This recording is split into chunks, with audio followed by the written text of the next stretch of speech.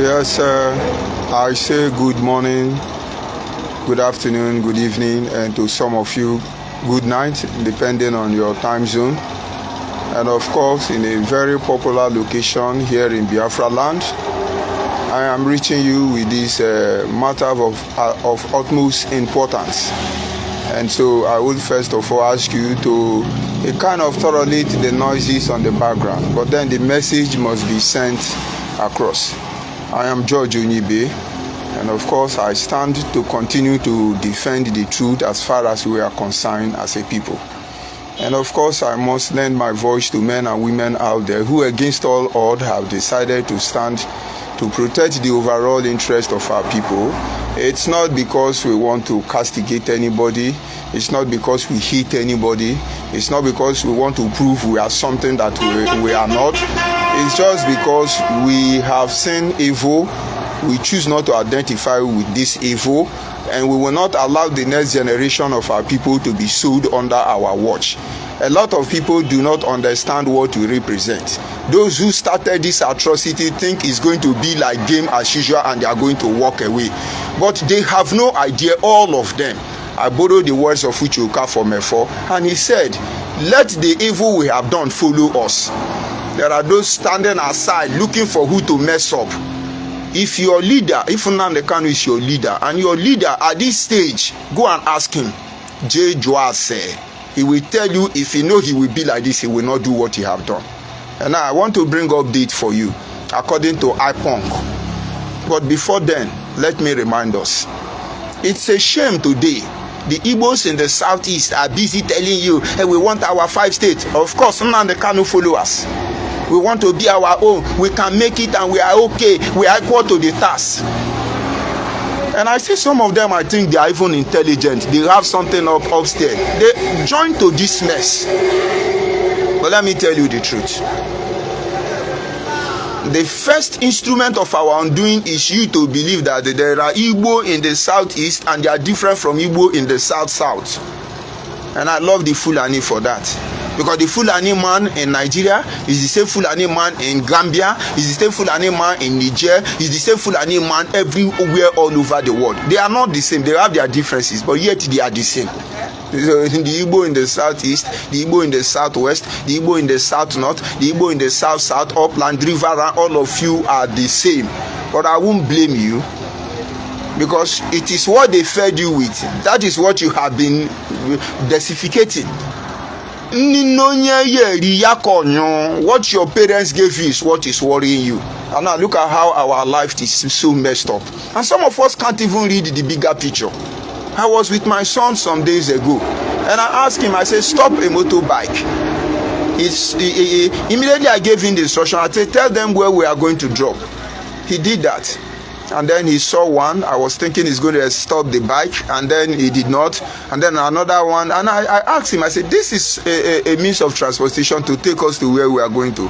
And you know we don't have time. Why did you not stop? He said, Daddy is Igbo man. I said, what do you mean?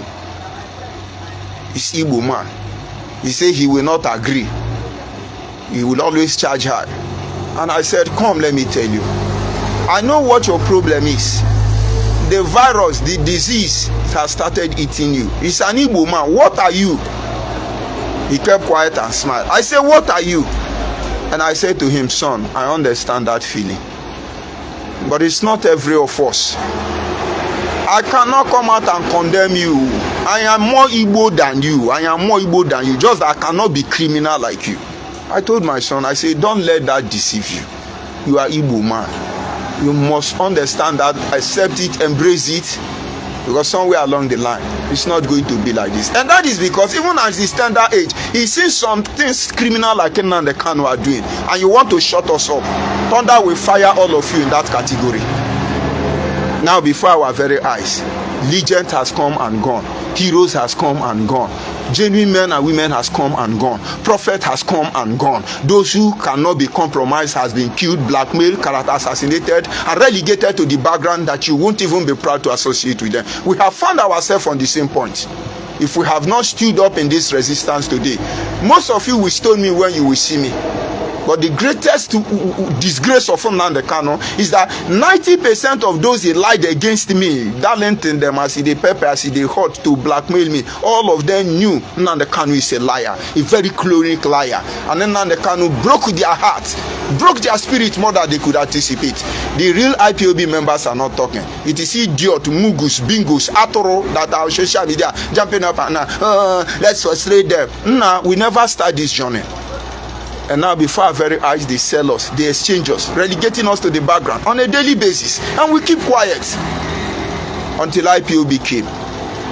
Nnamdi Kanu was there, deputized by his brother Uchuka from Efo. And then we look at what they are doing. This is what we need. We need to go home. Somehow we need to be the author of our destiny. There is need for our life to be redefined. We followed this struggle. We followed it. And then along the line, we discover that we have issues. It's normal, it's ordinary, it is to be expected. So we never bothered much. We worked very hard to correct the system. But little did we know that every problem we were encountering in the struggle was actually created by Nnamdi Kanu. And we discovered he was the mess. Aro Mendibu, he was the evil. We engaged him. For almost 4 years, we tried to clean this mess. The guy refused.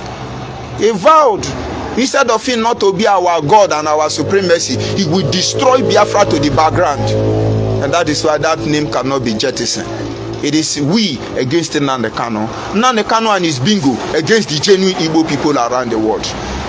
Now coming back to the essence of this brief broadcast. Now they are on social media. Oh, they have told Nigeria, taking Nnamdi Kanu back to Kenya and leave him. But these bingos, do they know what is happening? Number one, in the normal circumstance, let's assume the United Nations or the African Union decide based on their constitution to operate within the preamble of law. And then they ask Nigeria for us to look into this case, take this guy back to Kenya. And then from Kenya, we start the matter.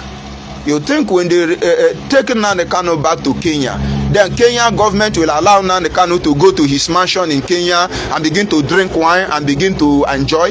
No. If they take Nnamdi Kanu back to Kenya, the moment he's landing in airport, Kenya Interpol are going to escort them to that Nnamdi Kanu mansion he's hiding that you don't know anything about. That one, his brother Kanonta is the supervising or site manager. That one that is being funded by Nelly Ofuegbu, the assets recovery madam in America. That house is in Kenya, a very big mansion. Of course, Okweman and Nnamdi Kanu don't have car, he don't have motor, he don't have anything. But his junior brothers, even his son Nnamaka, drives motor that Willie Obiano gave to him. Bulletproof. You are insulting Suleiman. But Nnamdi Kanu, a common freedom fighter supposedly, his son is using bulletproof jeep, living in a mansion and affluence in London. But put your brain together. Now they take him back to Kenya. Kenya Interpol will follow him to that mansion. They will arrest him. They will now follow due process. They will still bring Nnamdi Kanu back to Nigeria, and then they start answering the question. Nnamdi Kanu have a case with the federal government of Nigeria. The case has fallen into two categories. One, is supposed to be a prisoner of conscience, and then two, he's supposed to answer for his act of terrorism. Only a criminal-minded Igbo man will tell you that he does not know that Nnamdi Kanu is behind the formation of ESM, unknown gunmen, whether in collaboration with the governors of Southeast or not. P2B will explain for us later. We're getting the point now. He introduced terrorism. Do you know how many Igbo youth died in the NSAS? Is it because they killed Nigeria alongside with Igbo people? Do you know why they have to even kill Nigerians during the NSAS process? It's because they know that Nnamdi Kanu has infiltrated the genuine process of NSAS. They kill Igbo youth very well. Listening to their post, they cannot cry openly because they wanted to disassociate themselves from what happened in Lekki Toll Gate. But it's too late. Those who have died have died. All those times Nnamdi Kanu was on Radio Biafra telling you, kill police, shoot army, burn Tinubu out, do this one. All of them are on record. He will answer for them. Don't forget the initial terrorism charge. They are not talking of it. So why you are resigning? We are winning. He's going back to Kenya. And then after that, what? Now this is my concern. Nnamdi Kanu is working with the government of the day. Nnamdi Kanu have been compromised in the end of the process. All of them have always been compromised with the process, but you will not understand. From Adakaboro to Nnamdi Kanu, everyone who has stood in the line, whether from Niger Delta or Delta Niger, River Niger or Bottom Land, all of them who have stood in the pretense or genuinity of defending our people were compromised along the line, and I will prove it to you. I want Nnamdi Kanu to finish his shenanigan, his talent display, Korea display, all this yahoo, and then we can bring everything to a conclusive end. They always compromise. And so if at the end of the day Nnamdi Kanu have been compromised, they will use Nnamdi Kanu to stop all of them. Ask Peter Obi and Raphael Owazurike what happened in Izu River. Where are all the Igbo youth that were killed? Ask other Alhaja Sare Dokobo to Adakaburu, to Ken Saruwa, to Dim Chukwuemeka Odimegwu, those who died because of agitating for one thing or the other. What platform has been created to acknowledge their sacrifice? I can blame Nigeria and condemn Nigeria today that, oh, Nigeria is evil. Don't you see that they didn't remember those who died in the war? They killed us on a large scale. We demand they make compensation, restitution. They need to, I don't know. And if I will ask Nigerians to do that, why can't I tell you, my brother, to do the same? And so those who died for Nnamdi Kanu, they are idiots. Those who died under the Ijaw liberation movement, are they idiots? Those who died under Ogoni, are they stupid? What have you done to remember them? Now, to bring it in a nutshell, Nnamdi Kanu eventually will be empowered by the Nigerian government. He's still going to pretend that, yes, he's fighting Igbo cause, because he's no longer fighting Biafran cause now. It's Igbo cause. And then you are going to throw massive support on him. He will take Igbo nation back, even 100 years behind schedule. You cannot know the activity of Nnamdi Kanu is dragging Igbo people behind. And all of you who are supporting Nnamdi Kanu in this moment of atrocious activities, you are part of the people dragging them back. Somebody raised up the video online and was telling you, look at what is happening in Akwa Ibom. We are mocking Akwa Ibom people, calling them Ndembong. Look at what is happening. And I'm telling you, go to Akwa Ibom, you see development you have not imagined. And meanwhile, our Igbo brothers, we are developing Lagos, developing everywhere in the world. Our village is being rubbish, courtesy of Nnamdi Kanu and known government. And now you see, when you mock Nigeria, Fulani Ajanja with Fulani, they are not spending money educating their people. They are now removing us, fighting against us, bringing us down. And we are not fighting to bring ourselves up. We are fighting to bring ourselves down. Now they can't want to rubbish all the great mind that control Igbo land.